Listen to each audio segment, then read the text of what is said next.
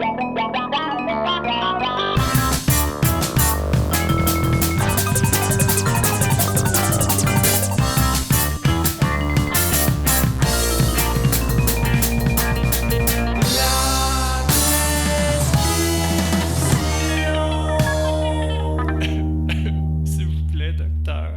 le bonjour, chers amis, et bienvenue à La Prescription avec votre cher ami, Dr. Fred Lambert. Fred, pour les intimes, ou pour même pas, on n'est pas obligé d'être très intime. Vous pouvez m'appeler Fred si vous me croisez dans la rue, sans problème. Alors, c'est l'automne, hein, l'automne qui débute les belles soirées froides, les journées froides aussi. Bref, c'est tout le temps froid. C'est mon temps préféré de l'année. Mais qui dit froid dit quand même garder le cœur chaud et d'avoir un peu d'amour. Et si vous avez une certaine envie de donner de l'amour pour cette émission que vous aimez tant probablement, alors je vous invite à aller sur iTunes Podcast, l'application Balado dans laquelle vous pouvez faire un petit like, un tout petit like. Vous cliquez, c'est pas très long, là, un petit like, et si le cœur vous en dit, si l'amour se prolonge, vous pouvez aller faire un petit commentaire. Fantastique épisode. J'adore Fred. J'adore les invités. Donnez vos commentaires aussi. Dites pourquoi vous ne pouvez pas manquer chaque lundi la sortie de l'épisode. C'est la chose la plus importante de votre semaine.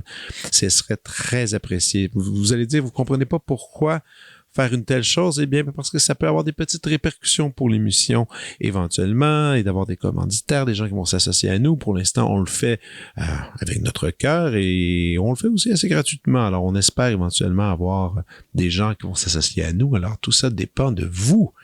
Et cette semaine, j'ai le droit d'accueillir une amie que je connais depuis plusieurs décennies, on pourrait le dire ainsi, la chorégraphe Marie Belland.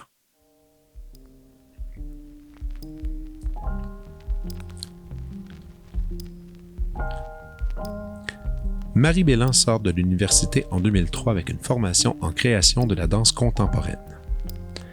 Elle fonde ensuite sa compagnie Marie B sort de ce corps. Depuis 20 ans, Marie se démarque par des œuvres qui invitent le grand, comme le jeune public, à la réflexion et qui ont été présentées au Québec, au Canada, comme en Europe et en Afrique. Dieu ne t'a pas créé pour danser, Rayon X, A True Decoy Story, et B-Side figurent parmi ses œuvres les plus vues. Ses créations abordent le spectacle vivant comme un phénomène social et esthétique, une occasion d'étudier les transformations que nos corps ordinaires subissent au contact de la scène. B-Side, sa dernière création qu'on a pu voir à la Chapelle en 2019, fera le tour des maisons de la culture à Montréal dès octobre 2022. Elle sera accompagnée d'une toute nouvelle installation numérique, Radio Maton, que Marie co-signe avec Simon Laroche.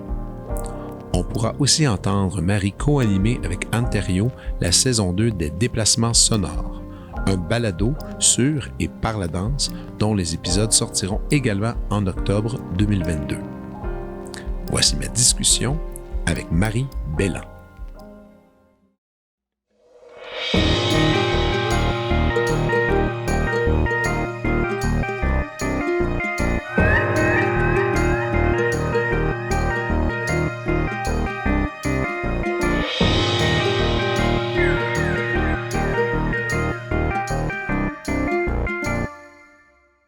Donc, au fond aussi, il y a des gens qui, là, vous êtes en train de joindre l'épisode. Vous avez entendu ma lecture de bio assez prononcée sur l'artiste Marie Belland, qui est juste à côté de moi.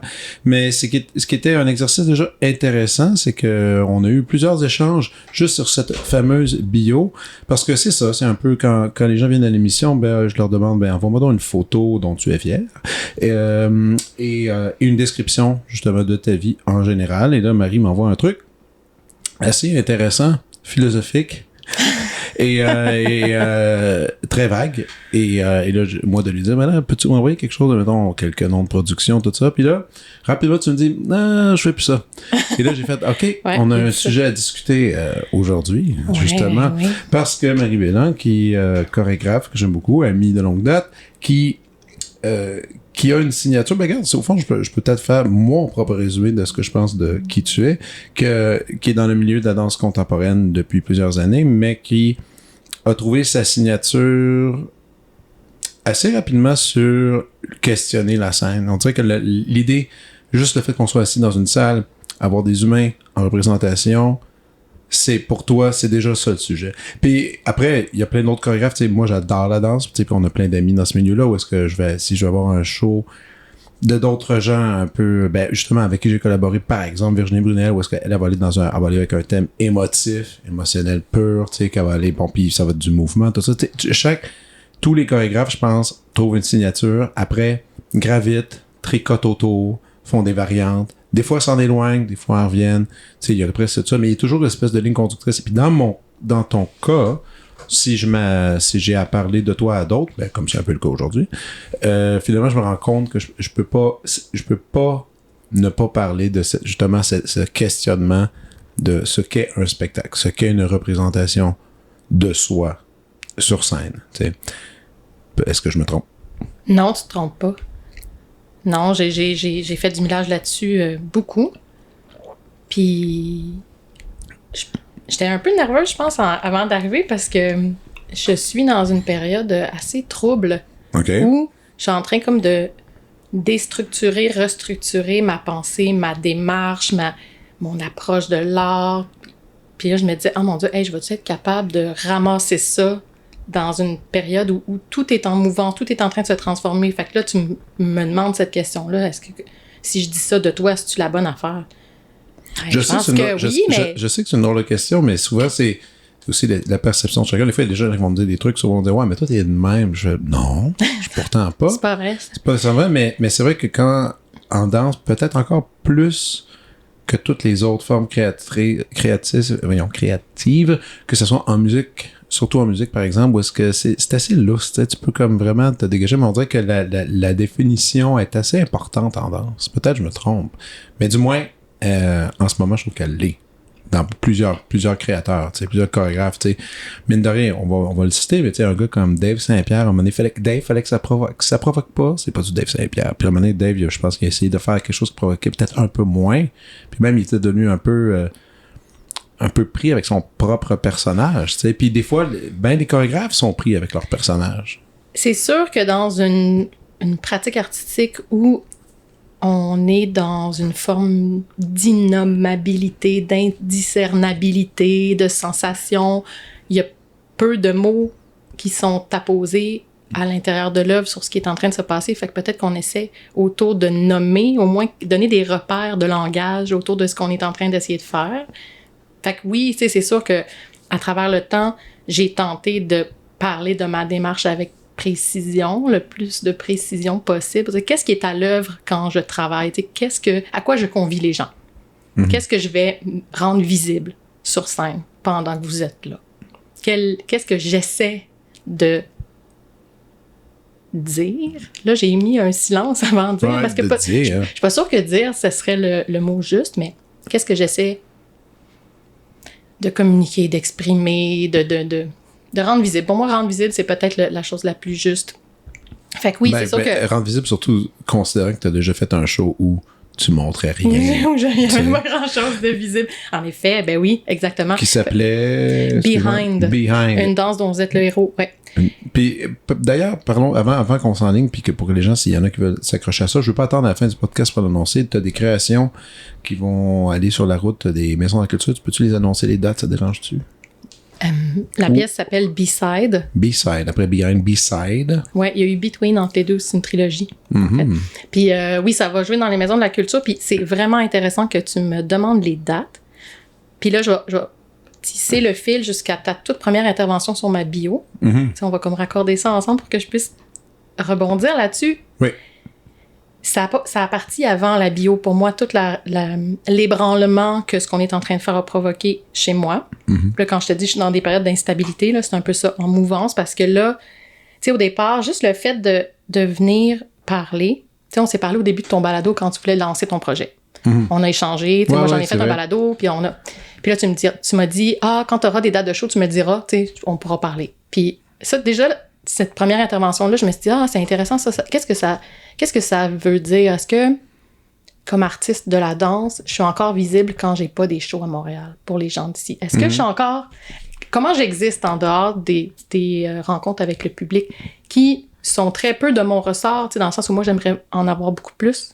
Ouais. Mais, tu sais, il y a un engorgement des théâtres, il y a une relation de pouvoir qui s'exerce là-dedans, qui fait que, tu sais, je n'ai pas l'emprise totale sur la façon dont je vais rencontrer le public parce qu'il y a un intervenant entre eux et moi. Puis, fait que déjà, tu sais, ça m'a comme questionné. Ouais.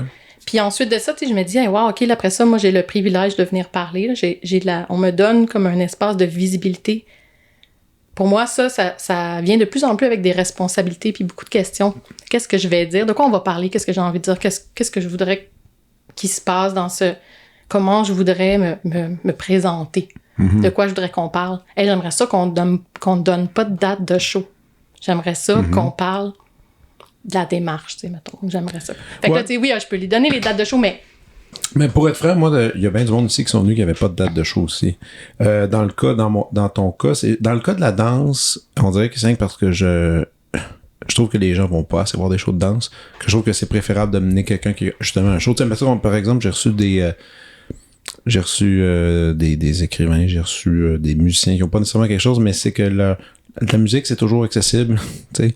Tu sais, c'est quand même Exactement. Tu sais, c'est toujours accessible. Bon, mettons, la personne, elle n'a pas d'album qui sort là, c'est pas grave. Tu sais, ils viennent s'asseoir, on jase, puis s'ils sont intéressés à l'artiste qui parle, ben, ils peuvent aller le consulter. Vous autres, la consultation est difficile. Même les captations, ça existe. Il y a des captations de shows de danse, mais ça rend tellement pas justice à... C'est pas l'œuvre. C'est pas l'œuvre. C'est pas l'expérience de l'œuvre telle qu'elle a été réfléchie. Et ça le sera jamais. Exactement, c'est une trace. Mais c'est quand même à réfléchir parce que quand tu vas il y a tout ce truc là en ce moment dans les cinémas, on peut acheter des billets pour aller voir l'opéra au cinéma, puis c'est plein. Ouais, le ballet aussi. Plein. Le ballet moins, mais l'opéra c'est plein. Genre c'est 20$, la qualité sonore est extraordinaire et les gens ils aiment ça. Pour les shows de danse, premièrement, on le fait pas, probablement ça a été testé puis on a remarqué que ça marchait pas tant que ça. Parce que tu le sens, c'est moins sensible là-dessus. Donc oui, donc en gros, oui, quand je t'avais approché là-dessus, je trouvais ça intéressant juste pour justement essayer de donner le goût aux gens d'y aller. Mais c'est vrai que après, ça confronte un peu à se dire, OK, est-ce que je dépends de mes shows pour me donner la parole? T'sais? Ouais, c'est rien contre ta démarche de balado. Non. C'est vraiment, qu'est-ce que ça ouvre comme questionnement chez moi, par rapport à ce qu'on rend visible, à ce qui est invisible, aux privilèges. C'est toutes des questions qui voyagent à l'intérieur de moi présentement. Puis, juste le fait de me présenter devant un micro, déjà, il y a toutes sortes d'enjeux qui accompagnent ça. Puis là, suite à ça, l'écriture de ma bio, pour en revenir à ta question, dernièrement, je suis dans cette réflexion de qu'est-ce qu'on doit reconnaître? Okay. À qui ou à quoi doit-on notre parcours? Qu'est-ce qui est important de redonner? Qu'est-ce qu'on doit redonner ou qu'est-ce qu'on doit rendre visible? Pour moi, la question de la visibilité est vraiment importante. Puis, je me disais, les gens qui ont été significatifs dans mes 20 ans de pratique, c'est peut-être ma crise de la vingtaine, maintenant que j'ai 20 ans de pratique, les gens qui ont été significatifs sont beaucoup plus nombreux du côté des interprètes, des performeurs qui m'ont accompagné, des gens qui ont travaillé avec moi dans le studio, que du côté des shows, des diffuseurs. Tu sais, il y a énormément de gens qui ont eu un rôle fondamental dans ma pratique. Puis je me rendais compte que je ne les rendais jamais visibles, ces relations-là. Okay. Puis plutôt que de regarder aussi à l'œuvre, c'est de dire comme tout le focus va au titre que je lui ai donné, à son résultat, à l'année où elle a rencontré le public. C'est comme on n'a pas tendance à exposer le parcours de la démarche. Toutes les phases à travers lesquelles j'ai passé. Tu sais, j'ai eu ma période bleue, j'ai eu ma période rose. Puis là, à travers ça, mon travail s'est transformé. Fait que je suis en train de réécrire ma bio pour mettre plutôt ça de l'avant, en lumière, ces gens-là, ces périodes-là, comment je me transforme à travers le temps, plutôt que de dire, bon, ben j'ai fait ce show-là, ça a joué là, j'étais en résidence là, voici les gens qui ont bien voulu m'accueillir. Ça, je suis assez de me distancer un petit peu de ça. Ouais, je peux comprendre. C'est juste, mais sauf qu'il y a tout un modèle tellement forgé dans cette business-là, puis y compris moi aussi. Je veux dire, n'importe quel artiste qui doit écrire justement un texte sur lui, c'est toujours un peu angoissant. J'ai eu quelques personnes qui sont venues ici qui avaient pas de bio. On dit, moi, j'ai pas de bio. Mais c'est une photographe qui est venue. Elle dit, moi, j'en ai pas. Puis j'ai dit, OK. Elle dit, je suis tellement désolé. Elle dit, tu sais, j'ai une page Instagram, tu peux aller voir mes photos, mais C'est tout. Il y a pas de texte. Non, c'est ça, elle dit pas de texte. Puis elle dit que quand tu déroules, tu peux voir les gens. Puis plein de gens connus, là, il y avait rien de Moffat, tu sais, plein de gens connus, puis ça va te donner l'indice de qui je suis. Puis là, moi, je fais toujours une lecture biographique au début. Je dis, OK, on va faire l'exercice que j'ai à la fin de la conversation. Ben, je vais inventer une bio sur toi. Puis j'en ai d'autres gens qui s'en viennent qui en ont pas. C'est quand même rare. La plupart du monde en ont quand même des bios dans le milieu. Mais c'est vrai que c'est une drôle d'affaire de définition. Vraiment, parce que c'est une définition de boulot, littéralement. C'est une définition de boulot. J'ai fait ça, j'ai accompli ça. Ouais. Ça vous donne un repère. À partir de là, vous pouvez vous imaginer déjà en avance qui suis-je. Puis vous allez avoir une pseudo-réalité de ce qui se passe avec moi, puis de mon œuvre. Mais tu sais, en même temps, après c'est... Puis, mais en même temps, regarde, je lis le texte que tu m'as envoyé, que le premier que j'ai sourcillé, j'ai fait, non, je peux pas publier ça. Je peux pas aller. Puis non, mais il mérite d'être lu, puis je vais le lire, quand okay. même. Donc, depuis 20 ans, Marie se démarque par des œuvres destinées aux grands comme aux jeunes publics et qui ont été présentées dans des théâtres, des festivals, des espaces privés et publics au Québec, au Canada, comme en Europe et en Afrique. Puisant parmi nos différents usages du corps, les gestes qui composent nos quotidiens, Marie organise le mouvement banal pour le rendre dansant, complexe. La scène agit comme un révélateur de zones troubles de la fiction, intervertissant le vrai, le faux et le vraisemblable.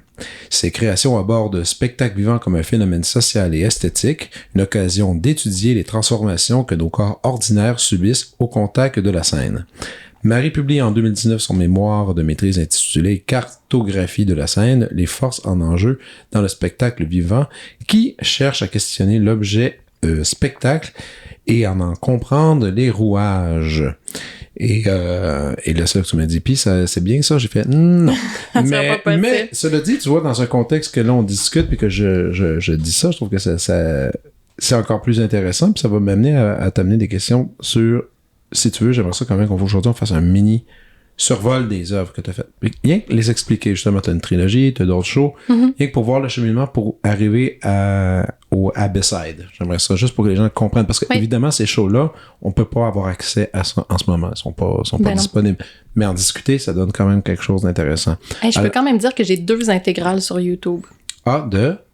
J'ai Rayon X, A True Decor Story, ça c'est le show avec 5 magnifiques interprètes et Philippe B sur scène à la composition, la musique originale et interprétation. Puis j'ai Bleu, Vert, Rouge, qui est un trio que j'ai présenté à l'Agora de la danse en 2013.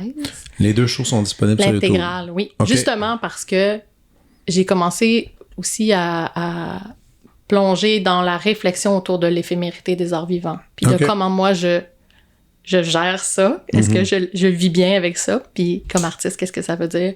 C'est quoi le leg que je laisse? Est-ce que je laisse un leg? Est-ce que c'est important de laisser un leg? Est-ce que c'est important de disparaître? Est-ce qu'au niveau environnemental, c'est mieux? Mais est-ce qu'au niveau culturel, artistique? Toutes ces questions-là m'habitent. Mais il y a plein d'affaires... il y a plein de trucs comme ça que je trouve assez intéressant. Moi, dernièrement, j'ai parlé beaucoup avec des cinéastes dont ce cher Stéphane Lafleur, entre autres, qu'on connaît, et d'autres qui ont un paquet de courts-métrages qu'ils ont présenté dans plein de festivals. Ils ont fait le tour du monde, ils ont présenté leurs courts-métrages, leurs films de 10, 15 minutes, peu importe. Et ils ont comme une liste, mettons 2-3 films, puis souvent je leur dis « Hey, mais j'aurais aimé ça les voir, est-ce que c'est possible de les voir quelque part? » Ils font « Non, tu peux pas les voir. » Je fais « Ok, mais tu peux-tu avoir une copie? » Non. Fallait que tu ailles le voir pendant le festival. Tu retrouveras ça nulle part. Je suis comme « Ok, ils ont décidé. » Ça joue le jeu des arts vivants. Ouais, mais vraiment, littéralement, puis ça, je trouvais ça quand même assez étrange au début. Je disais, ouais, mais c'est comme ça, c'est avec ce film-là que tu t'es fait connaître. Il fait, bah oui, mais il était là à ce moment-là, puis c'est terminé, puis maintenant... Mais sauf que le long-métrage, oui, ça, ils veulent que ça reste dans l'histoire, mais ces courts-métrages-là, c'est ça veut dire une courte vie, courte durée. Et là, c'est pour ça que la danse aussi, tu vois, c'est un peu la même chose. Mais revenons en arrière. Tu sors de l'école, tu fondes ta compagnie Marie B, et là, quelle est la première création que tu présentes avec cette compagnie-là? Oui, ma compagnie Marie B sort de ce corps. La toute première création, longue durée, on va dire. Là, la pièce qui habitait une soirée entière dans un théâtre. Puis étudiante, là. Oui, parce que j'ai fait des courtes études à la sortie de l'école, mais la première s'appelle Twist Manivelle. Et ça, c'est d'un autre temps. Là. C'est dans une autre vie. Là. Mais cette pièce-là était destinée au public adolescent. OK. Puis elle a été beaucoup jouée. Et c'est ma première tournée des Maisons de la Culture Là, on est en 2005, 2006, 2007, ça a été joué. On a fini au Théâtre de Verdure toute la série de 2 ans et demi de tournée là, dans l'ancienne version du théâtre, là, avant qu'il soit fermé pour des réunions. Ouais. Fait que j'ai fait ça. C'est comme, je pense, je pourrais dire, une des seules pièces où j'étais préoccupée par la signature gestuelle, là, l'esthétique du mouvement.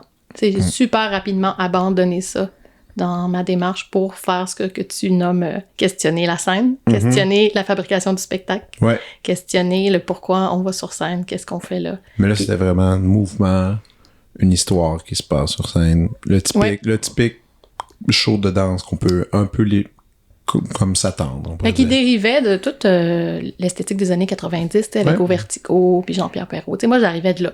Quand j'ai fini l'école, c'est encore ça qu'on voyait dans les théâtres. On était préoccupés par avoir une signature gestuelle singulière, développer une esthétique du mouvement. Moi, j'arrive là-dedans, j'étudie là-dedans, puis à un moment donné, tranquillement, à Montréal, on a accès au début d'un courant qui nous vient de l'Europe, particulièrement de la France, avec Jérôme Bel comme figure de proue. Puis là, ça démolit tout sur son passage. Au début, on sait pas quoi faire avec ça, on appelle ça la non-danse. Puis finalement, ça fait comme pas de sens d'appeler ça par la négative. Donc, il y a des chercheurs par la suite qui vont appeler ça la danse performative. Et moi, je m'inscris complètement là-dedans. Tout de suite, je me reconnais. Je fais, hey, moi, j'ai le goût de faire ça. OK. Fait que les œuvres que je vais créer par la suite vont venir s'inscrire dans cette idée de questionner, de brasser un peu les limites de ce qu'on pourrait appeler danse, d'être dans une posture performative sur scène. Souvent, les interprètes vont être dans le rôle d'eux-mêmes. On va s'adresser au public. On va être dans des spectacles où les idées sont à l'avant-plan, dans de l'art qu'on pourrait appeler conceptuel. Moi, j'ai plongé là-dedans comme les pieds joints. Puis ça a été au cœur de ma pratique. Je dis ça a été, c'est comme si ça l'était plus, mais je pense que je suis présentement dans une forme de bascule. Là. C'est comme been there, done that. Là. On dirait que ça fait 15 ans que je fais ça. Je pense que je suis en train de passer à autre chose, mais ça a été majeur. Puis c'est aussi une espèce de contre-appel un peu au divertissement. Tu sais, de dire, les gens ont acheté des billets, ils veulent voir des concerts, des spectacles. Et là, ils veulent être divertis. Ils veulent que leurs esprits oublient un instant leur réalité. On leur offre quelque chose qui fait que les personnes s'échappent d'eux-mêmes. Mais finalement, ces shows-là, souvent, c'est le contraire. C'est qu'on prend un miroir et on leur met dans le visage, tu sais. Donc là, ça a un effet sur le public. Ça a un effet aussi qui change l'auditoire aussi. Parce que c'est souvent un auditoire qui va peut-être être qui est un peu plus prêt à ce genre d'émotion-là. C'est sûr que les gens qui vont aller au festival de danse regardent pas nécessairement pour un truc performatif de la sorte, habituellement. Ils vont aller pour avoir du mouvement, du corps, voir des corps, faire des choses que eux-mêmes sont pas capables de faire, et que c'est chorégraphié, il y a une satisfaction, mine de rien, pour l'humain de regarder des corps bouger exactement ensemble et avec des repères musicaux clairs. Absolument. C'est la virtuosité, c'est la poésie du corps, c'est la beauté, c'est magnifique. T'sais, d'aucune manière, je rejette ça ou que ça existe. C'est juste que ça, c'est une approche plus conventionnelle de la danse. Puis tu as raison, quand tu parles de danse-danse, c'est vrai qu'à danse-danse, le public s'attend à voir des œuvres qui vont s'inscrire plus ou moins là, dans ce créneau-là. Juste cette année, justement, dans la programmation, c'est assez traditionnel dans ce que c'est. Moi, j'aime ça aussi. Je me prends des billets pour la danse-danse. Il y a des trucs que je veux aller voir. Ça a sa place, il n'y a aucun doute. Mais c'est sûr que si tu vas au Festival Transamérique ou à La Chapelle ou à l'Usine, là, tu vas avoir accès à des pièces qui... Parce que, ça fait un bout de temps quand même, là, qu'on repousse les frontières de ce qu'on appelle danse et de ce que la scène peut accueillir, de ce que les arts vivants peuvent faire, là. C'est la fin des années 90 en Europe, ici peut-être l'aube des années 2000. Donc, le public quand même est de plus en plus averti et même recherche ce genre de propositions-là. Mais c'est sûr qu'avec la danse, ça l'a ouvert aussi à des œuvres qui ont mis de côté pour un instant ce que tu appelles divertissement. En ce sens où ce n'était plus l'intention première. Et même parfois, l'artiste avait l'intention de renverser en créant de l'ennui, par exemple, de manière volontaire, ou en déspectacularisant la proposition. Puis c'est intéressant que tu parles de ça parce que moi, c'est ce qui m'a fait réagir au départ. Quand j'ai vu certaines œuvres dans le début des années 2000, c'est un ennui mortel parfois. Mais c'est comme, oh mon Dieu, comme, pourquoi faire subir ça aux gens? Et comme artiste, j'avais envie que les œuvres posent des questions. J'avais envie de brasser la cage. J'avais envie de rendre ça signifiant, ce que je faisais, mais pas au prix de créer un ennui mortel. Non Fait plus. que j'ai beaucoup travaillé sur comment adjoindre l'aspect conceptuel de l'art avec quand même une forme de divertissement quelque part. Ouais, que ce soit encore plaisant l'expérience. Ben, s'il vous C'est plaît. ça. Cool. Donc, là, ce show d'ado-là passe. T'as décidé justement d'essayer d'aller explorer quelque chose d'autre. C'est quoi le premier show que tu dirais qui s'inscrit un peu dans cette lignée-là? Dieu ne t'a pas créé juste pour danser. Oui. Qui était Dieu ne t'a pas créé juste pour danser. C'était dans laquelle il y avait entre autres ce cher MC Gilles. MC Gilles, ouais. Qui était présent, qui est une figure populaire, très populaire en fait au Québec, soit par la télévision ou pour la radio. À l'époque, il commençait Infoman, c'était pas encore tant que ça. Il était pas si présent à la télévision encore. Ben, moins peut-être Moins que connu. maintenant. On était en 2008. Là. 2008, c'est ça. Donc, Qui était à CISM. CSM, Ouais, où est-ce qu'il y depuis avait longtemps. toute sa grosse crowd qui le suivait depuis un bout, dont toi d'ailleurs, parce Donc, moi, que t'étais absolument. fan. Absolument. Il embarque dans ce truc-là concept dans lequel on pouvait le voir sur scène, faire de la musique, tout ça, mais dans lequel aussi, est-ce qu'on peut vendre un punch ou est-ce que ça va te rejouer bientôt? Je peux en parler? Ben là, on a recréé la pièce en 2018 pour son 10e anniversaire, puis nos dernières représentations au Québec sont mortes avec les COVID. annulations de la COVID. Okay. Fait que pour le moment, j'ai pas de nouvelles dates à annoncer. Okay. On n'a pas encore, on sait pas, Exactement. on n'a pas accepté encore de remettre ça dans le garde-robe pour toujours, là, mais pour l'instant, il y a rien. Ce cher MC même se prête à certains mouvements avec son corps, chose qu'il fait pas si souvent, et ça donnait vraiment un résultat agréable. Je me souviens de l'avoir vu ce show-là, puis ça avait fait assez jaser. Où est-ce qu'on mélangeait un peu parfois de la musique de mauvais goût, mélangeait avec le mouvement, ça questionnait plein de choses, et ça, c'était le coup d'envoi, tu dirais. Ouais. Ah ouais. Parce que nous osions, parce que je pense avec l'équipe, absolument. Nous osions présenter une danse qui n'était pas destinée à être belle, bonne. C'était tout le contraire. On tentait de mettre sur scène tous nos lieux communs, nos clichés, nos quétaineries de danse. Et tous les aspects de la discipline de la danse de création en danse contemporaine qui nous habitent, mais qu'on n'ose pas montrer ou qu'on tasse un peu, qu'on met de côté. Donc, comment faire un show avec questionner les goûts, l'appréciation de la danse, ce que MC Gilles faisait pour la musique. Il le faisait déjà depuis longtemps, en fait. Ouais. Il s'amusait avec ces ondes-là, ces ondes grises-là. Il rendait hommage à des choses qui peut-être n'en méritaient pas, mais il s'amusait avec ça. Puis d'ailleurs, il le fait encore, dans le sens que c'est un grand collectionneur de bébelles bizarres puis c'est sa marque et c'est agréable. Il est resté dans ça. C'est vrai qu'en danse, on n'avait pas beaucoup ça encore, de s'amuser avec, comme tu dis, ces clichés. C'est drôle, hein, les clichés. Même en toute forme d'art ayant une grande institution, que ce soit justement des ballets, que ce soit de la musique classique, il y a des incontournables dans les façons de faire. T'sais. Puis là, quand tu t'amuses à gratter un peu là-dedans, ben il y a comme des petits joyaux, des petits bonbons que tu peux faire avec ça. Puis c'était ça je me souviens que c'est ça la première fois. Je me souviens que dans le show, ça riait beaucoup dans la salle. Oui. Les gens avaient, c'était très chaleureux comme accueil. Et suite à et le titre aussi était le fun, Dieu ne t'a pas créé pour danser. Je me souviens pas c'est quoi qui a suivi ensuite, par contre. Rayon X, A True Decoy Story. OK. Vas-y donc, explique-nous celui-là. Ben, tu sais, c'était un peu comme le cousin, la cousine d'une t'a pas créé juste pour danser en ce sens où ça veut questionner les rouages de la fabrication de la danse. C'est qu'est-ce que la danse, comment la présente-t-on sur scène, quand fait-on pour que ça devienne une œuvre? Sauf qu'à la différence de l'œuvre précédente, cette pièce-là était aussi destinée à un jeune public ado. Oui. Donc, je tentais de voir comment on peut poser cette question-là, pas juste à un public averti, mais à un public un peu plus néophyte et qui a moins d'expérience avec les arts vivants. Parce que finalement, évidemment, si t'as 14 ans, t'as moins vu de show là, que si t'as 40 ans. Là, et surtout des shows de danse. Ça, c'est certain. Ouais, fait que comment ouvrir la réflexion à un plus jeune âge sur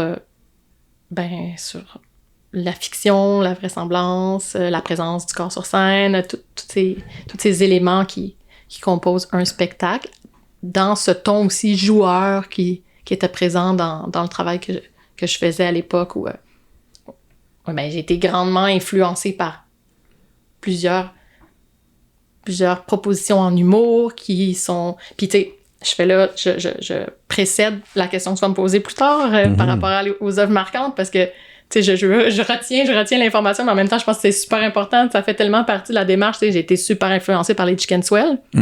Puis à cette époque-là, tu sais, je pense que je faisais des Chicken Swell sur scène. Je faisais des shows qui résonnaient par rapport à leur travail pour la télé.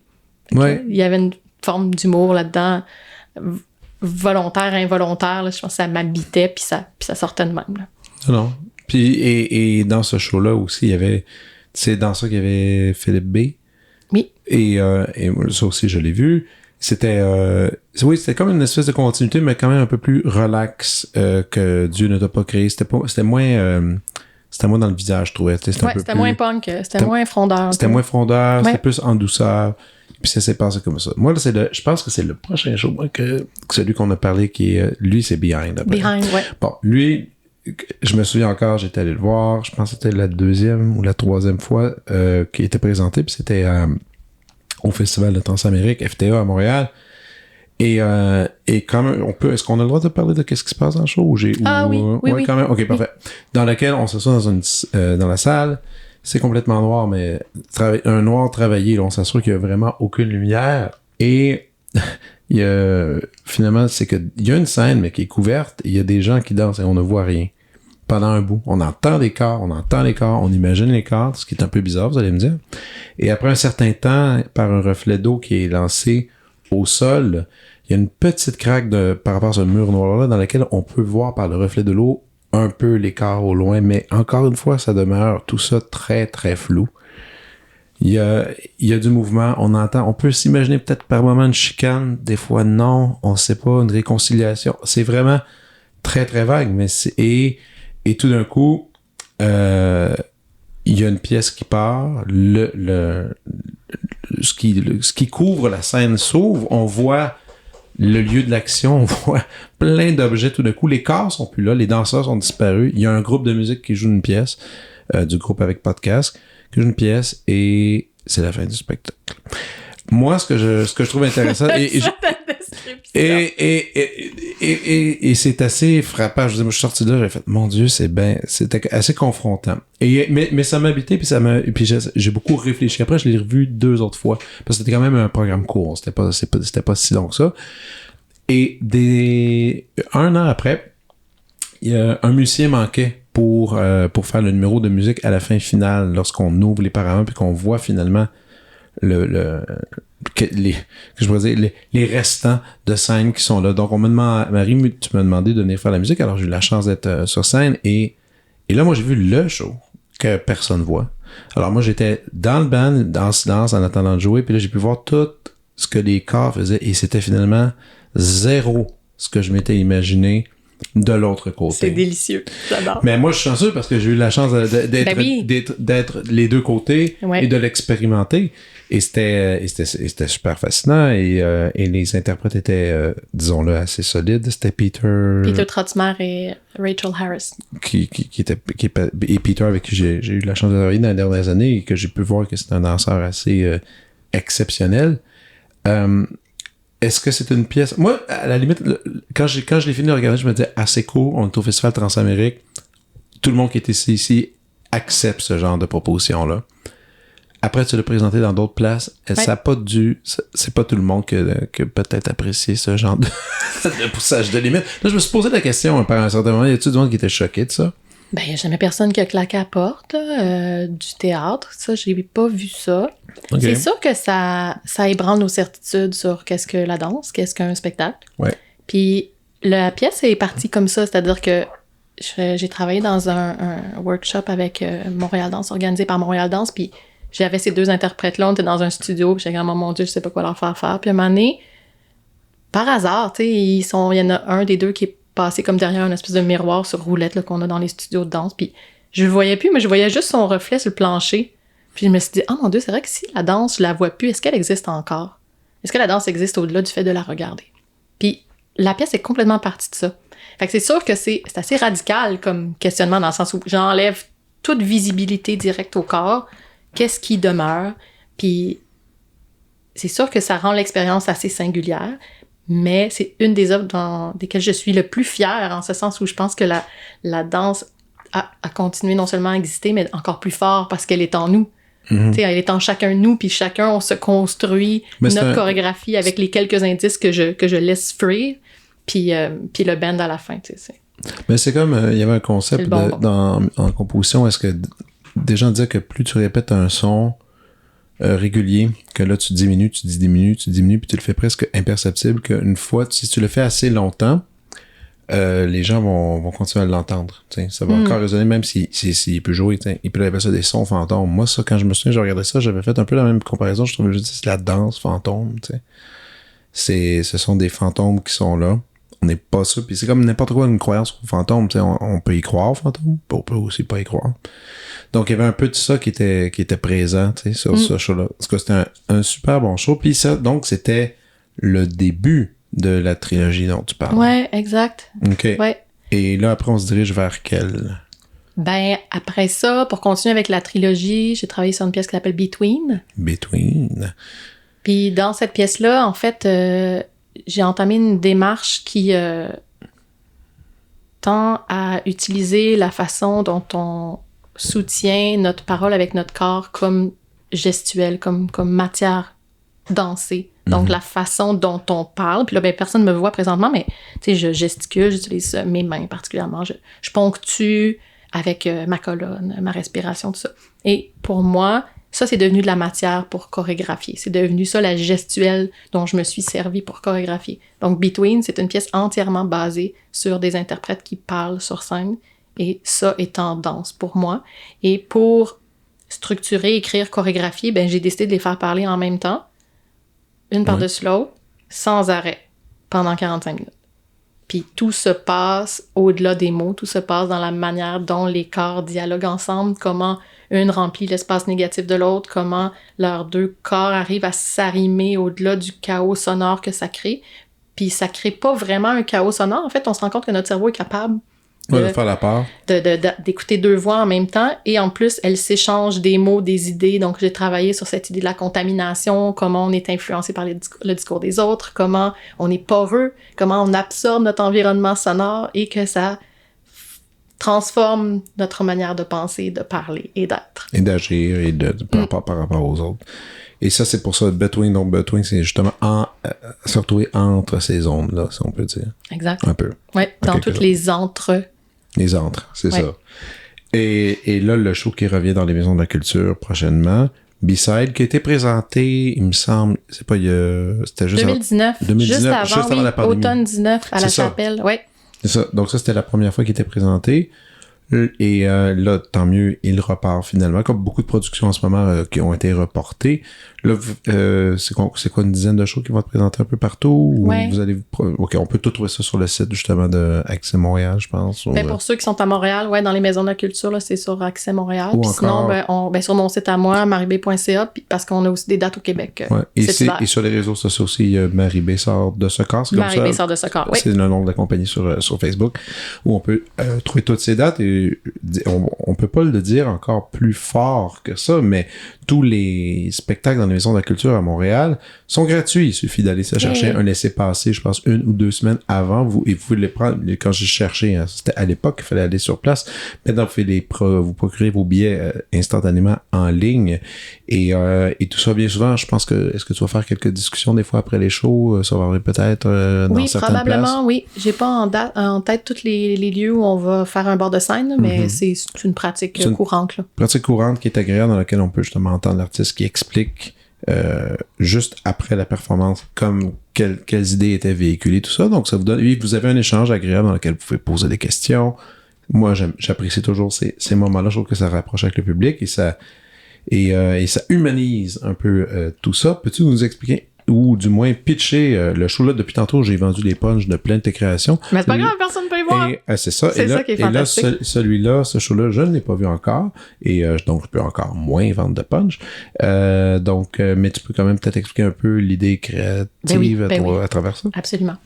Quand j'ai créé Between, j'étais vraiment obsédée par cette histoire du corps-parole, du corps comme support de la parole, de nos manières d'être quand on s'adresse à un groupe et qu'on a des informations à passer ou des opinions. Tu sais, tout l'état du corps de l'enseignant, du conférencier, tout ça, ça m'intéressait vraiment beaucoup. Puis là, j'ai eu envie de creuser encore dans cette direction-là. Mais tu sais, Between, je l'avais déjà fait. Fait qu'à un moment donné, il fallait comme faire d'autres choses. Ouais. Et je m'intéressais tout d'abord à cet état du conférencier. Tu sais, de quelle couleur on est là, quand on donne une conférence, puis comment notre corps vient supporter ça. Et on a commencé à travailler avec ça, sauf que rapidement, la question s'est posée... Les conférenciers, excuse-moi, tu sais, comme un peu la TED Talk, un peu, Oui, des trucs comme ça. Oui, exact. Ouais. Parfait. On a d'ailleurs, au tout début de la recherche chorégraphique qu'on a faite, on utilisait des TED Talks. OK. Là, on transformait les données. En tout cas, on a eu du fun. On recréait un texte à partir du texte, comme on jouait avec les informations, la vérité, la reconstruction de la vérité. C'est des thèmes qui m'intéressent vraiment beaucoup, surtout à l'ère Trump, là, de dire comme qu'est-ce qui est vrai, qu'est-ce qui est faux, qu'est-ce que j'affirme avec tant d'aplomb. Ouais. Peu importe si c'est vrai ou c'est faux, comment mon corps participe à la mise en vérité de ce que je suis en train de dire. Fait qu'on a joué avec ça, mais tu sais, rapidement, l'affaire, c'est que quand tu parles de quelque chose, ton œuvre devient au sujet de cette chose-là plutôt qu'au sujet du corps en train de dire cette chose-là.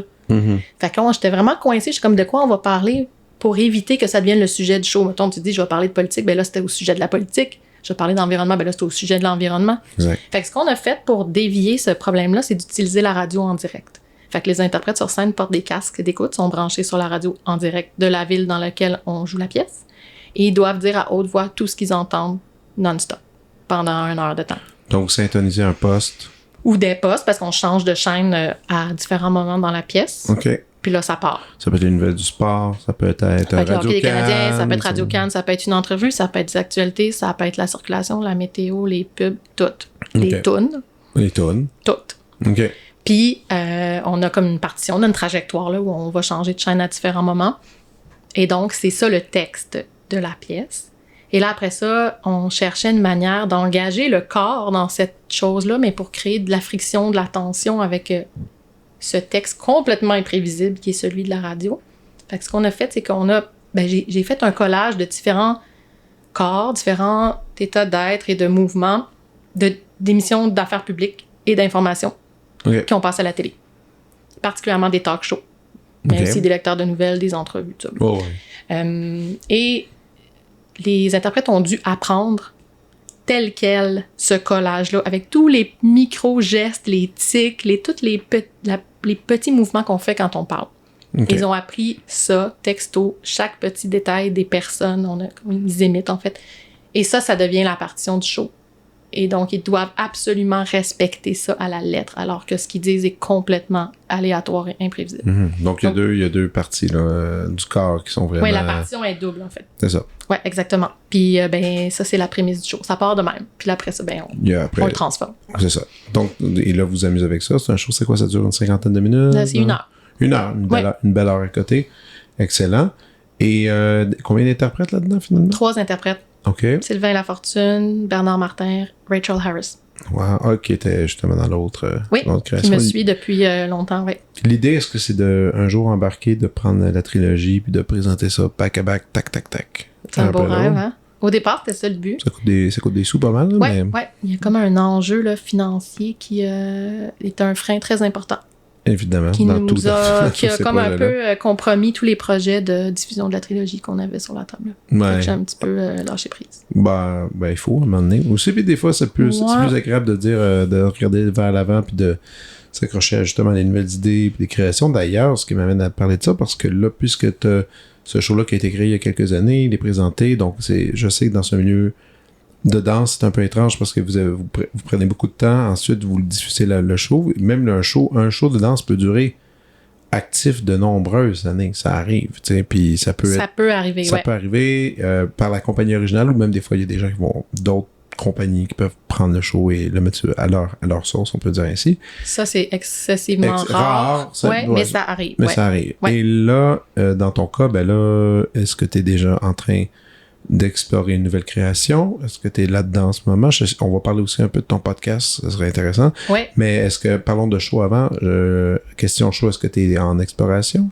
Ben là, je vais dévoiler une nouvelle création au début de la tournée de B-Side, parce que ça va avec B-Side, une installation numérique que j'ai co-créée avec Simon Laroche, un artiste numérique, qui agit la plupart du temps en binôme là, dans le projet Eva.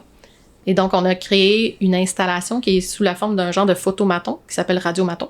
Radiomaton. Oui, qui permet d'expérimenter soi-même ce que les danseurs vivent sur scène. Dans le fait de devoir dire la radio en direct et d'avoir une partition gestuelle à respecter en même temps. Donc, on fait vivre ça avec à tous. Avec une installation, mais avec un casque VR, vous avez fait le même? Ou pas vraiment? Non, c'est beaucoup plus low-fi que ça. C'est comme un casque radio. C'est la radio qui joue, puis il y a un petit télésouffleur devant soi. Puis là, il y a un des interprètes qui a une petite partition gestuelle qui ressemble à ce qu'on fait sur scène. OK, je comprends. Et puis là, on doit suivre les mouvements, puis notre petite performance est captée, puis on joue, nous, après ça, avec les images qui sont retransmises à l'extérieur de la cabine. Donc, ça s'en vient là, ça va suivre le show. Ça va suivre le show, ouais, exactement.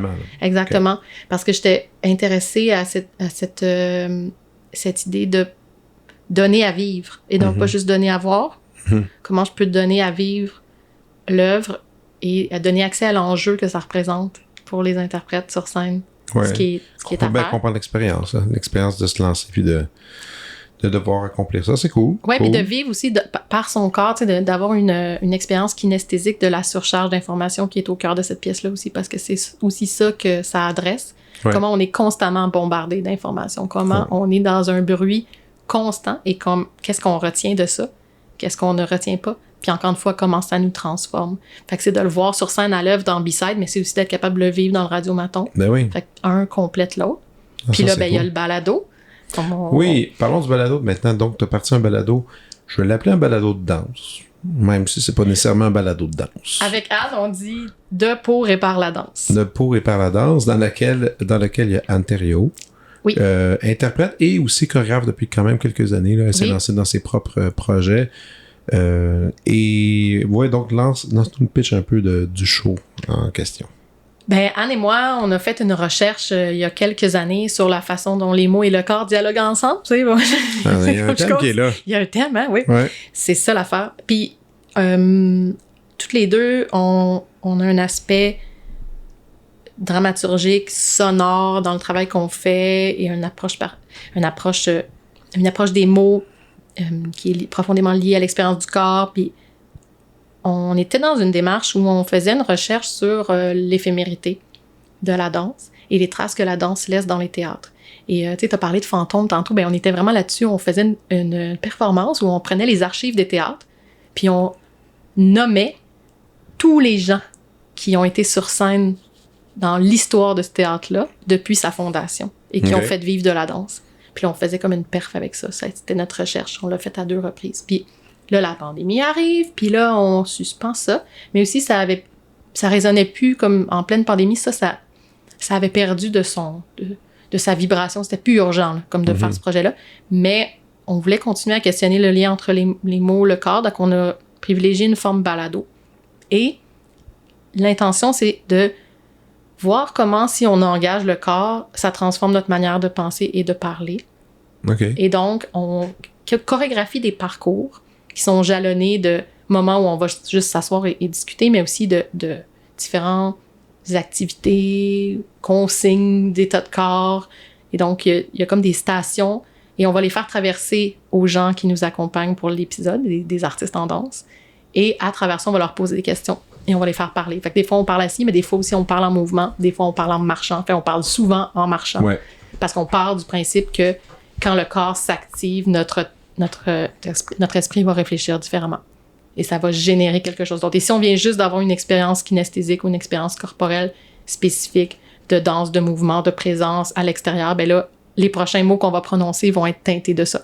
Okay. Et donc, on part de ce principe-là que corps et esprit vont s'allier pour faire émerger de la matière. Puis là, on parle de différents enjeux en danse. La saison 1, on a parlé d'éphémérité. La saison 2 qui va sortir très bientôt, on parle de territoire. Okay. On s'est promené dans des villes au Québec. On a chorégraphié des parcours dans différentes villes. On parle de différents enjeux liés à l'espace, au territoire, tout en s'engageant physiquement dans ces parcours-là. OK, puis ça sort pour avoir accès à ce podcast-là, où peut-on le trouver? Ben, la façon la plus simple, ça va être d'aller sur mon site Internet à partir du début octobre. OK. Puis là, les épisodes vont être dévoilés peu à peu. OK. Parce que chaque épisode est en lien avec un théâtre qui nous a invités.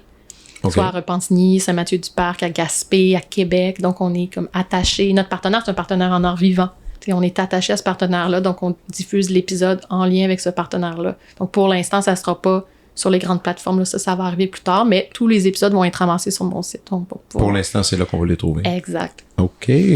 Excellent. Mais écoute, ça nous amène déjà d'aller à la prescription.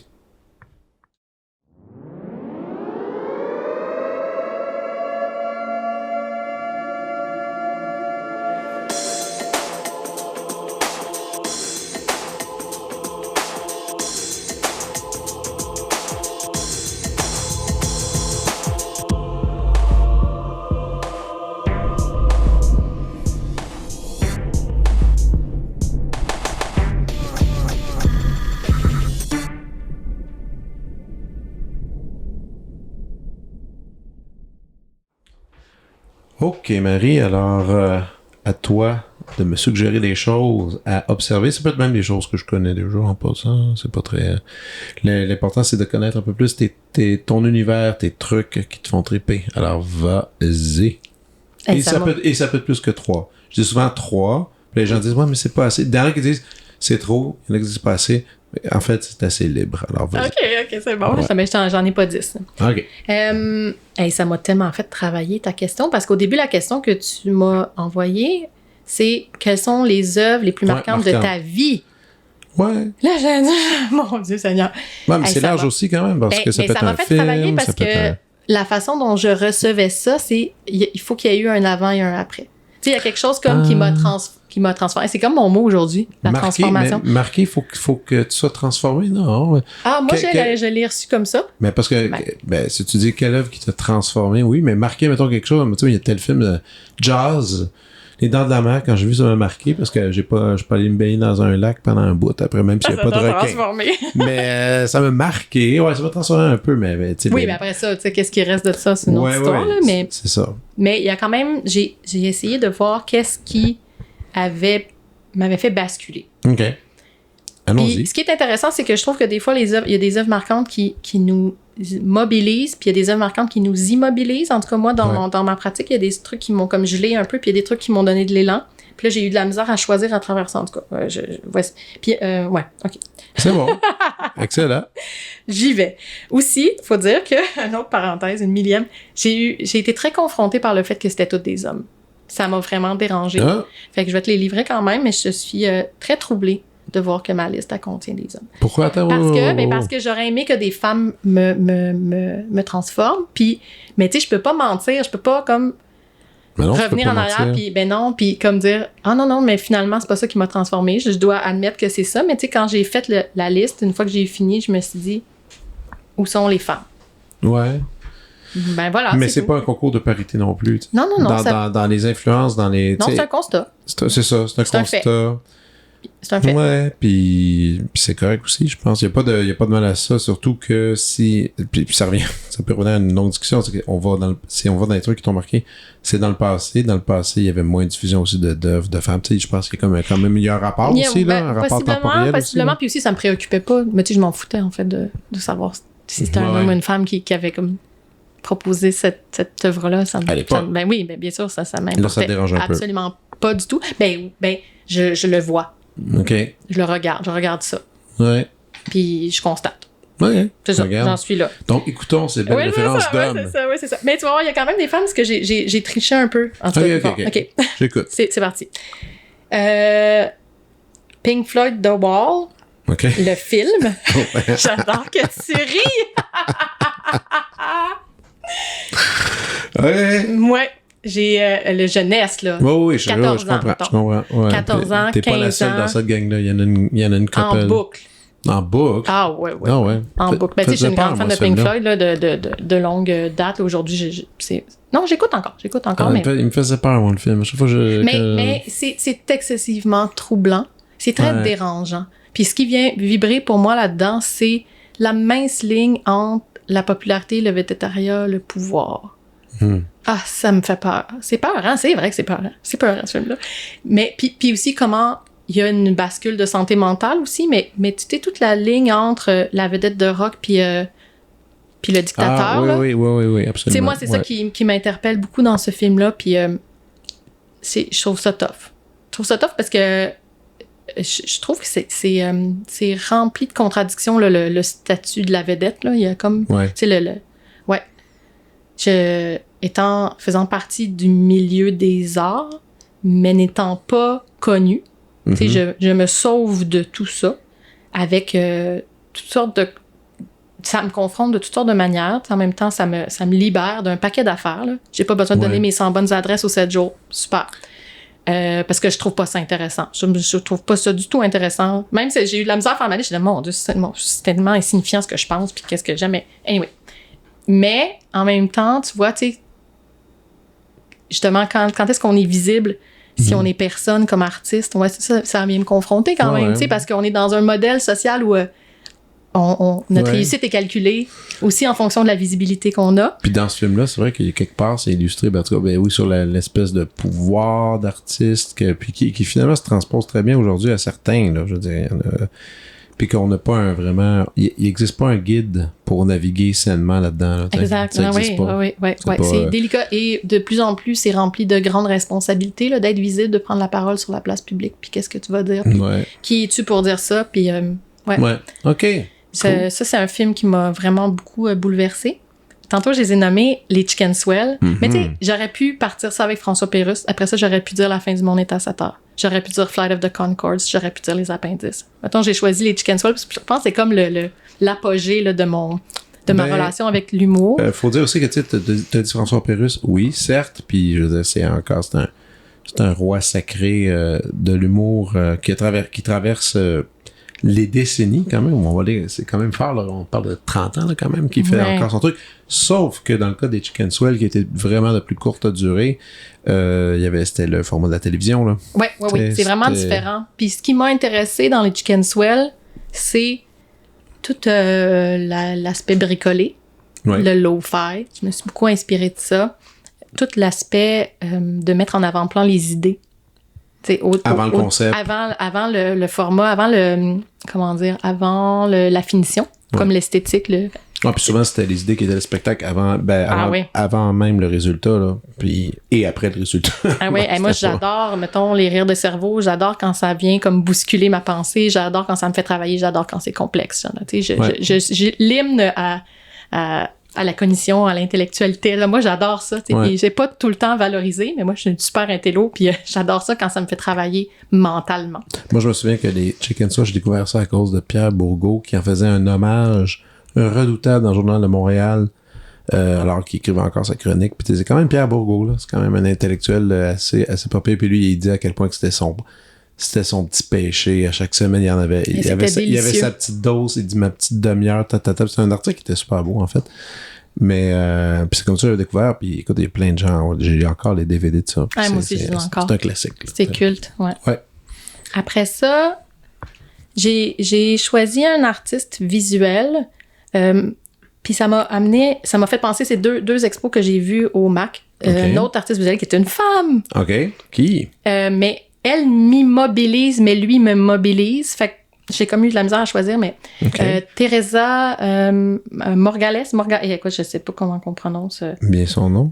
Parce que c'est. Tu peux l'épeler aussi. Excusez, c'est Margoles ou Margoyes. C'est une Mexicaine. OK. Je m'en vais voir l'instant. Un des grands chocs de mon expérience muséale. Je rentre au musée, puis je suis avec des collègues, puis une collègue était au courant de l'exposition, donc elle me dit « Ne lis pas les cartels tout de suite. Fais l'expérience expo, puis tu liras les cartels après. » Fait que, on se promène, puis on voit des affaires. Puis là, à un moment donné, je me souviens particulièrement, il y a une salle où il y a des machines à bulles.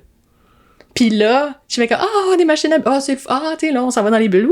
Puis là, je me dis « c'est comme juste ça son œuvre. » C'est ça son c'est le fun, des bulles, tu sais, c'est sympathique. Bon, puis là, après ça, je lis le cartel et j'apprends que les bulles sont faites à partir d'eau qui ont lavé des cadavres de femmes qui sont mortes de manière violente. Wow, cool. Ouais, c'est super. Tu sais, il y a comme dans une autre salle, il y a une corde qui traverse l'espace, puis la corde est comme blanche, mais peu sale, OK. là, avec des nœuds, puis là, tu fais, c'est quoi cette Ah ouais, je le vois. corde-là? Puis là, tu lis, puis là, ben ça, c'est exactement ça, c'est la corde qui a servi à attacher les corps de femmes qui sont mortes de manière Donc, violente de pendant l'art- leur autopsie. De l'art politique, là, on peut le dire ainsi. Là. Mais Ouais, et féministe aussi. Oui, clairement. exactement. Puis, j'ai été comme fortement impactée. Surtout une fois que tu as eu comme comment dire, la candeur de te promener là-dedans sans Ouais, savoir. Puis quand tu apprends finalement ce que c'est, mais ça m'immobilise parce qu'après ça, tu fais, mais comment je peux créer? Écoute, c'était... Ouais, en effet, puis c'était Tu sais, en comment que 2017. c'est donc bien insignifiant Ça ce que fait- je fais comme artiste à côté de ça. Voyons donc, tu sais, comme ça m'a comme un peu figé parce que je me suis dit, oh mon Dieu, non, mais moi, je créerai plus jamais parce qu'à côté de ça, j'ai rien à dire. Non, c'est ça. Depuis plus d'une trentaine d'années, Margolis développe une pratique en réaction à la violence endémique qui ravage son pays. Narcotrafic et mort violente qui en découlent, marginalité, exclusion, féminicide et injustice sociale. C'était l'exposition Mundos. Il y en a peut-être parmi vous qui l'avaient déjà vu. Moi, j'en Ouais, ai en pas- 2017, 2017, oui, exactement. exact. Au C'était... MAC. Puis pas tant... ouais, c'était quand même de février à mai 2017. Peut-être l'avez-vous vu. Moi, je ne l'avais pas vu. Pourtant, je me tiens pas mal dans les musées. Ça me passait sous le nez. Bon, faut dire que avec mes enfants, on allait au musée. Peut-être j'ai évité ce genre Ouais, c'est ça. Mais non, mais tu sais, c'est sûr rencontre. que t'as évité ça, voyons, là. Mais en même temps, si t'as pas lu le cartel, c'est une En corde. effet. Une Ouais, corde non. avec du brun dessus, puis c'est des petites bulles. Non, c'est fait. C'est vrai. Mais Ok. sinon, à la même époque, j'avais vu l'exposition de... Et là, je vais scraper son nom, c'est sûr, c'est un Islandais, Ragnar Oui. Kjartansson. Oui. Comment ça se prononce? Je pense à peu près de même. Ouais. Mais j'ai jamais osé le Excuse-moi, dire, donc Ragnar. je te laisse le faire. Merci, c'est Mais, gentil. c'est Tu me mets dans le trouble. celle qui a été présentée au MAC aussi. Oui, là, sur oui. les- Ben là, le MAC a fait l'acquisition de celle avec The Nationals, là, A Lot of Sorrow. Ouais. Écoute, Ouais. ça me mobilise. Ouais, Mais c'est- vraiment beaucoup parce que ça vient activer en moi la fibre de la création. Je suis comme Ça, c'était quoi? Donc, ils ont fait la même Oui. pièce pendant combien de temps? Alors, c'est pour mettre en contexte, là, c'est le groupe de Nationals. Ils sont au MoMA à New York. Ils ont C'est ça. une toune à jouer qui s'appelle Sorrow, je pense, qui Ouais. dure 3 minutes 30-ish. Ouais. Et ils vont la jouer pendant 6 heures de temps. Ouais, ils sans arrêt. finissent, ils refont, ils Ouais. refont, ils refont. Ils la refont pendant 6 heures sans arrêt. Et je crois deviner à travers ça que la consigne devait être vous la faites toujours comme si c'était la première fois. Ouais, c'est ça. Et Donc, vous n'accusez pas du fait que vous êtes en train de la refaire. Parce que exactement. jamais parce que tu sais, j'ai écouté pendant plusieurs heures, je suis restée là. Jamais ils ne font signe ou mine, De rien. tu sais, Non, d'être non, conscient non, du non, fait non. qu'ils sont en train de la refaire à l'infini, là. Ah mon Dieu, c'est tellement Ça t'avait- fascinant. Ouais, puis c'était en même temps, quand tu l'as vu, ça, c'était en même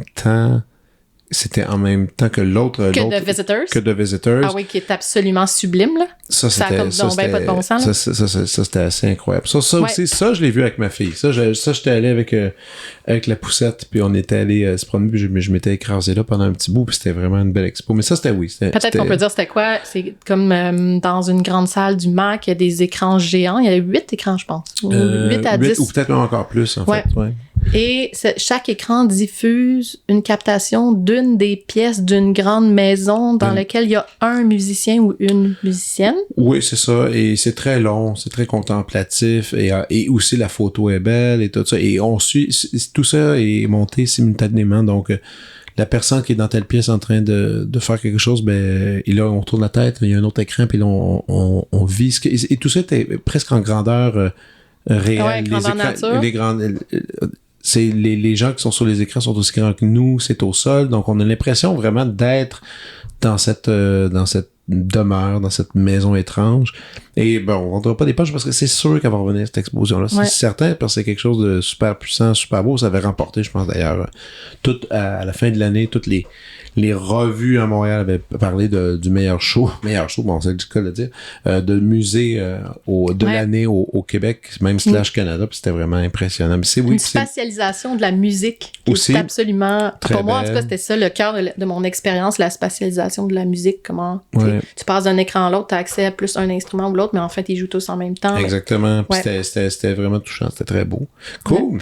Puis j'ai triché. un Ouais, petit vas-y. peu. Vas-y. Pas fini. T'as le droit. Parce que je me suis dit, tu sais, encore de qu'est-ce que je rends visible en prenant la parole, même si elle a une petite portée dans le sens où, tu sais, bon, c'est réduit à tes auditeurs qui sont certainement nombreux, mais tu sais, on n'est pas Non, sur non. une très, très grande plateforme d'écoute, mais je suis toujours préoccupée par qu'est-ce que je rends visible en nommant. Tu sais, Pink Floyd, ils n'ont pas besoin d'être nommés. Tu sais, Non. à quelque part, ça me dérangeait. Mais pas ça me dérangeait, mais ça me faisait travailler. Fait que là, je me suis dit, OK, je vais y aller avec un complément. Qu'est-ce que j'ai lu hier avant de me coucher? Qu'est-ce que j'ai écouté en m'en venant? Puis à quoi j'ai joué en fin de semaine? Parce que j'ai une super joueuse de jeux de table, de jeux de société. Puis je me suis dit, on dirait que ça se peut pas que je parle pas de ça. Parce que c'est tellement omniprésent dans ma vie. Fait que c'est ça. Avant de me coucher hier, j'étais en train de lire, j'ai pas fini, là, j'étais en train de lire Vue d'ici, Mathieu Arsenault. Oui, OK, Mathieu Arsenault, oui, mais je connais pas Vue d'ici. Ouais, c'est un truc assez à date de 2008, mais ça aurait pu être écrit hier. Mm-hmm. C'est sûr, encore une fois, la façon dont on est transformé, ben, dans ce cas-là, je dirais assez négativement ou péjorativement par les médias, par comment la télé nous avale, comment ça nous immobilise, justement. Puis c'est des paragraphes avec sans aucune ponctuation. Fait que ça se lit un petit peu comme un vomi. C'est comme une diarrhée verbale un peu, tu sais, qui a jamais de virgule, qui a jamais de... qui est comme une espèce juste de flow qui se transforme au fur et à mesure que les mots défilent. C'est comment dire? C'est comme un peu de la drogue. Au début, j'étais un peu réfractaire. Je me disais, ouais. J'ai une histoire aussi avec ce livre-là. En tout cas, c'est comme un... je vais faire ça vite. C'est un ami qui me l'a donné. Okay. Suite au fait qu'on ait croisé Mathieu, je te salue. Je le connais pas, mais on s'était croisés dans un pub, là, dans un bar. Puis cet ami, Olivier Chouanière, pour ne pas le nommer, avec qui je suis, il discute avec Mathieu. Et là, après ça, il revient me voir puis il me dit, Mathieu viendra pas te parler, t'es un petit peu intimidé. Je dis, ben voyons donc, je sais même pas c'est qui. T'es comme moi, mais c'est parce que c'est comme un grand fan de ton travail. OK. Je dis, ben voyons donc, ça existe pas, ça. En danse, ça existe pas. Ben non, ça existe pas. Mais ça a l'air que j'avais un fan, je le salue. J'ai découvert son existence, puis il m'a dit, ben là, Olivier, il me dit, ben c'est un auteur. J'ai un livre chez moi, je vais te le donner, puis il me l'a remis, mais j'étais en plein milieu de ma démarche de maîtrise à ce moment-là, j'avais aucun temps pour lire. Fait que malheureusement, oui, ça fait longtemps, je l'ai comme mis de côté, puis je l'ai oublié, puis là, récemment, j'ai ressorti, puis je me suis dit, mon Dieu, faut que j'honore ce livre qu'on m'a remis, tu sais, ce fan. Puis, tu sais, je suis fan à mon tour, Mathieu, j'adore ce que t'écris. Au début, je me disais, pas de ponctuation, un truc un peu... un peu rushant quand même. Ben, aussi très, très sombre. Puis moi, j'essaie d'éviter ça. C'est comme trop intense des fois pour moi parce que justement, ça m'immobilise trop. Je suis pas capable de rien faire avec ça. Ça me bouleverse tellement que je fige sur place puis j'arrive plus à avancer. Fait que j'essaie des fois de fuir un petit peu les œuvres qui sont trop sombres. Fait que j'étais réticente, mais juste le flow de l'écriture sans ponctuation puis comment la pensée morph, c'est tellement pas français, comment elle se transforme. Tiens, encore ce mot-là. C'est vraiment venu me chercher. Fait que j'étais en train de lire ça. Okay. En m'en venant, j'écoutais Flore Laurentienne. Oui. Comment il s'appelle? David. On va l'avoir. David. Non, Mathieu. Mathieu David Gagnon. Oui. Ouais, ça aussi, ça m'a.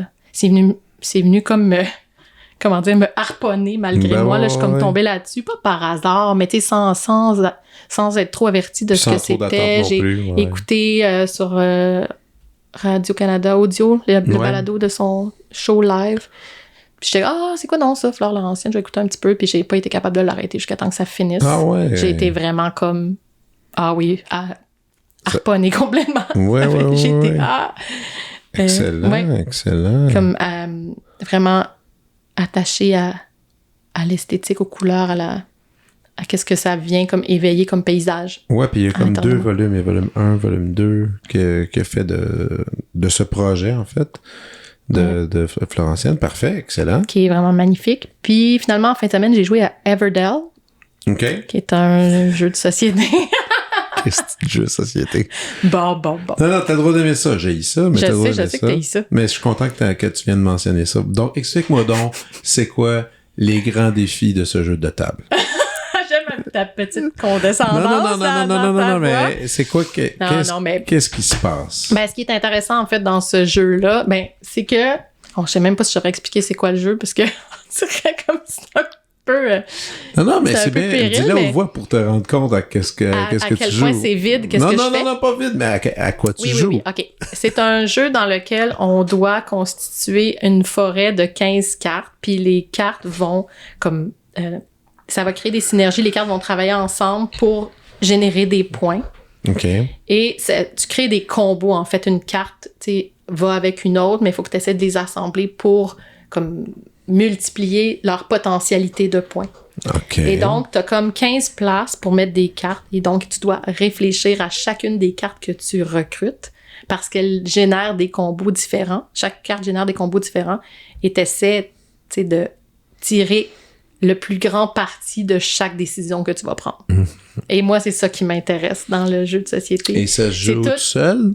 Non, je joue avec Ciel, mon mari, mon conjoint, qui joue avec moi, mais ça peut se jouer tout seul. De plus en plus, jeux de société ont des versions solo. symptôme d'accepter tout ça. Oh, ben, je te dis, tu fais pas prier, là. Hein? Je lui ai pas tordu le bras certain, là. C'est la pire chose qu'on pourrait m'imposer. C'est vraiment... J'ai déjà essayé, d'ailleurs, de te corrompre. Ouais, non, ça marche pas. Non, j'ai pas eu un grand succès. Non, je suis pas un joueur. Mais pour ceux qui aiment ça... Oui. Everdell a comme remporté la palme là, dernièrement. Ça a fait beaucoup jaser. Là. C'est comme un des jeux qui a réussi à se démarquer. Il y en a qui diront toujours que c'est overrated, mais pour ce qui est de rendre chaque décision difficile à prendre compte tenu de l'impact global que ça a sur ta partie, pour ce qui est d'essayer d'anticiper les différents combos qui vont sortir pour être capable d'en tirer le meilleur. Là. Il y a comme un jeu mental, là, un petit exercice mental qui est passionnant. Mais on le rappelle, le jeu, c'est dangereux. Donc, là-dessus, Marie Bélan, merci beaucoup. On va consulter ta page, ton site, en fait. Il y a aussi Marie B. Sort de Soccer sur les réseaux sociaux pour les futurs spectacles. Et d'ici là, fais attention à toi. Merci. Bye. Vous venez d'écouter La Prescription avec Dr. Fred Lambert. À l'animation, Frédéric Lambert. Réalisation, montage, recherche et bons conseils, Olivier Chamberlain. Au logo, Joël Vaudreuil. La musique, le groupe Crab. Jérôme Minière, Philippe B., Ben Chimie, Guillaume Beaulieu et Vincent Vertefeuille. Merci d'avoir été à l'écoute et à bientôt.